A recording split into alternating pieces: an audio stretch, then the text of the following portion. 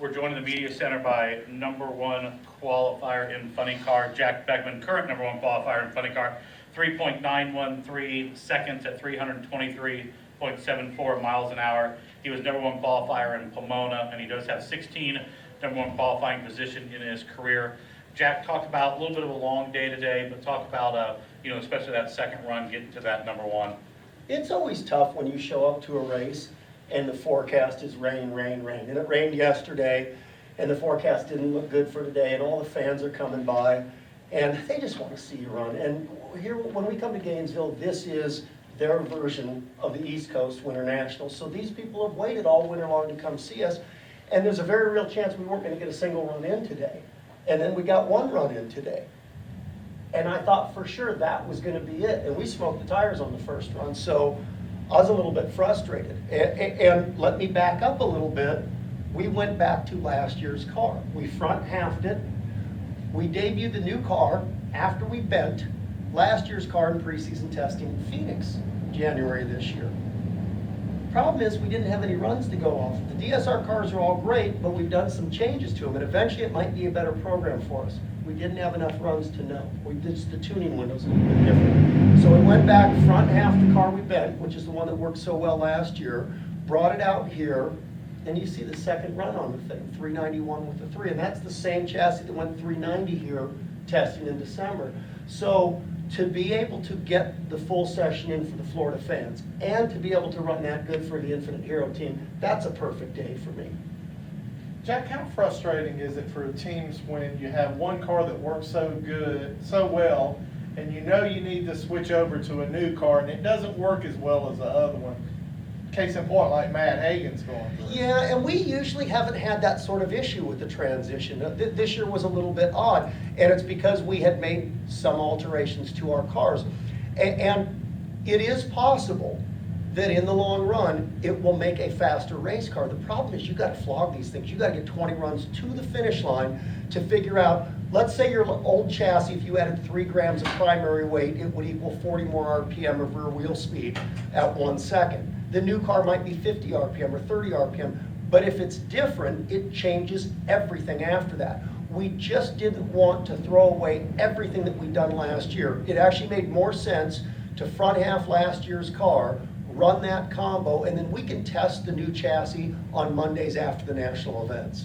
Have you ever had a car where you went through a change like that that has just defied every bit of logic you guys have thrown at it? I have not since I've been at DSR, because we've done a lot of things to ensure that we get a consistent product off the jig, and in fact, we're almost done with the brand new Funny Car jig. The dragster jig was, the newer style one was completed several years ago, and it's just a more exact piece. A picture, instead of measuring with a tape measure, you've got holes that are indexed in 1/4 inch increments for 30 feet there. It's a no-brainer. It's like Battleship. A, 232, put this tab, it locks that brace into place, and then you weld on the thing. So we're implementing all that with the Funny Cars, so we will eventually have an even more consistent piece.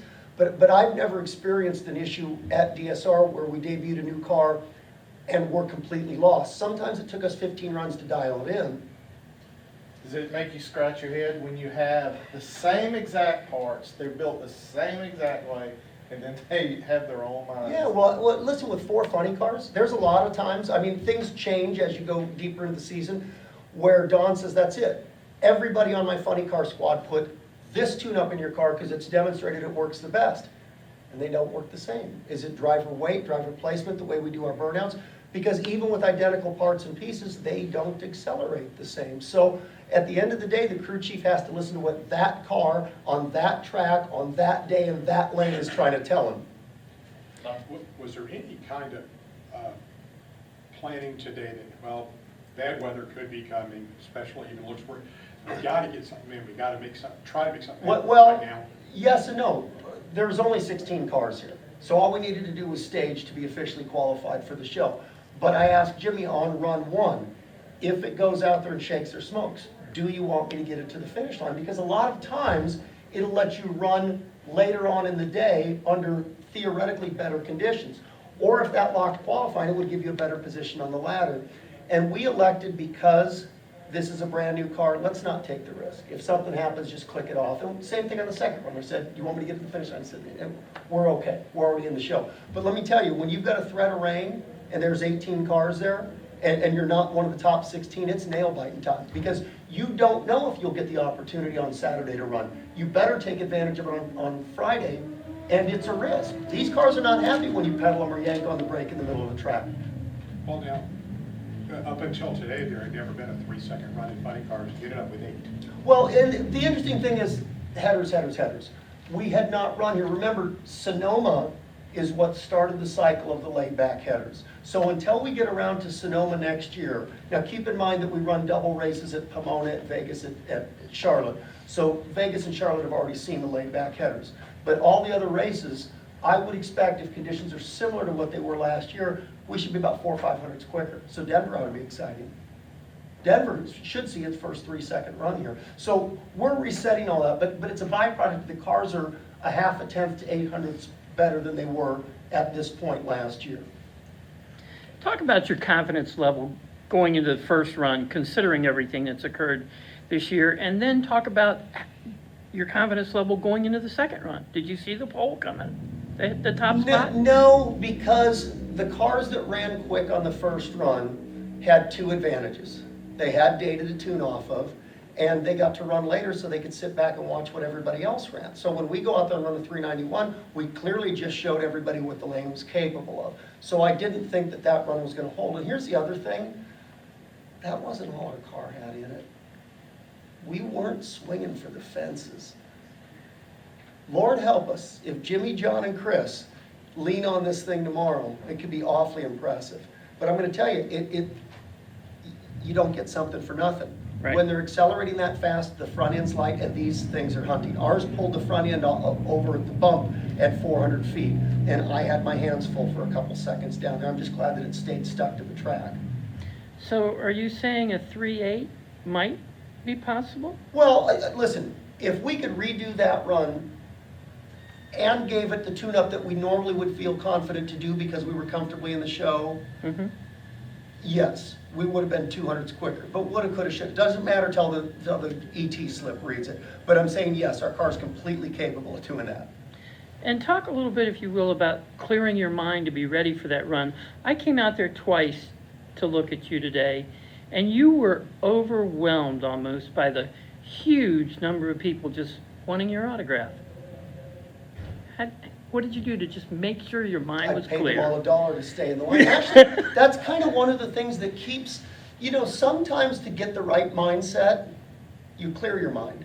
Sometimes you occupy your mind. And that's what I love about my job, because I do like interacting with the fans. I'll tell you, the drivers that don't enjoy that fan interaction, this is a tough sport for you, because you need to do that, and you owe it to the fans. They paid money to be able to come interact with you. So to me, that occupation of my mind, that ability to interact and not have to dwell on anything like the weather, that our car shook the tires, is it going to be okay next run? It's a good time for me. And then I've got 10 minutes. When I walk up to the lanes, I've suited up, I'll go up there, I'll watch a couple pairs of the class in front of me. That's when I can start clearing my mind and wrapping my head around what we need to accomplish at that point. And do you pray for rain when you go to bed tonight? Yeah, no. You know what? Listen, there's cars that can outrun us tomorrow.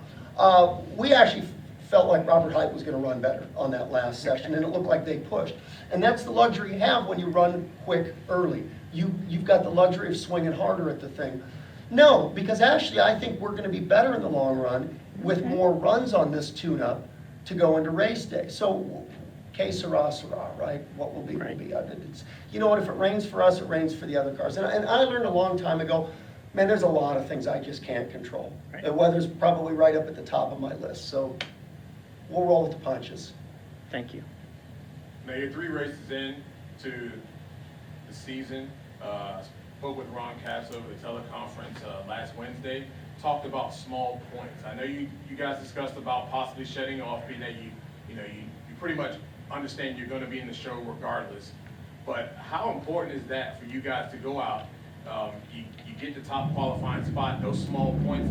I know they reset the countdown, but putting yourself in position right before the countdown, these small points go a long way. Can you tell us how important that is? I'm not being sarcastic, and you'll understand what I'm saying. The answer to your question is I have no idea.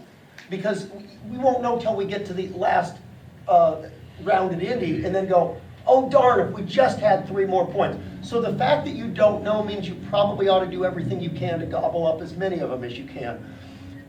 But they're way more important than the last 6 races, because for the first 18 races, assuming you're going to be a top 10 car, okay, if somebody said, we're safely in the countdown, you're really only racing for 10-point increments at that point in time. But once you get into the countdown, now you're racing for finish positions for the year-end championship. So maybe at this point in the season, they're more important for confidence for the crew guys, because they work just as hard for us to go out there and run a 580 as they did for us to go out there and run a 391 with a 3. They get paid exactly the same, whether we run 580 or 391.